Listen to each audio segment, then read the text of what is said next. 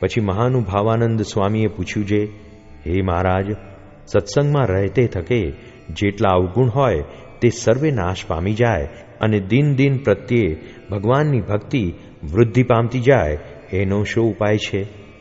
પછી શ્રીજી મહારાજ બોલ્યા છે, મોટા પુરુષનો જેમ જેમ ગુણ ગ્રહણ કરતો જાય તેમ તેમ એની ભક્તિ વૃદ્ધિ પામતી જાય, અને અતિશય જે મોટા હોય તેને જો અતિશય નિષ્કામી જાણે તો પોતે કૂતરા જેવો કામી હોય તે નિષ્કામી થાય, અને જો મોટા પુરુષને વિશે કામીપણાનો દોષ પરઠે તો ગમે તેવો નિષ્કામી હોય તોય પણ અતિશય કામી થાય, અને મોટાને વિશે ક્રોધી લોભીપણું પરઠે તો પોતે ક્રોધી લોભી થાય, અને જો મોટા પુરુષને અતિશય નિષ્કામી, નિર્લોભી, નિસ્વાદી, નિર્માની, નિસ્નેહી સમજે તો પોતે પણ એ સર્વ વિકારથી રહિત થઈ જાય અને પાકો હરિભક્ત થાય.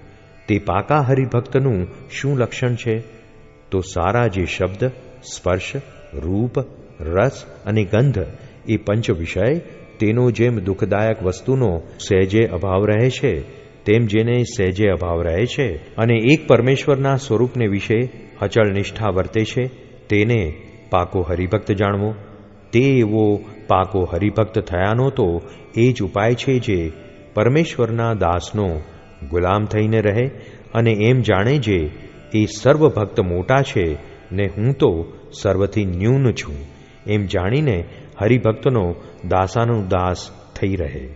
અને એવી રીતે જે વર્તે તેના સર્વ વિકાર નાશ પામે અને તેને દિવસે દિવસે જ્ઞાન, વૈરાગ્ય, ભક્તિ આદિક જે શુભગુણ તે વૃદ્ધિ પામતા જાય છે.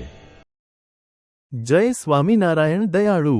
આપને આ વિડિયો પસંદ આવ્યો હોય તો અમારી ચેનલને સબસ્ક્રાઇબ કરો, લાઇક કરો અને દરેક સત્સંગીઓને શેર કરો.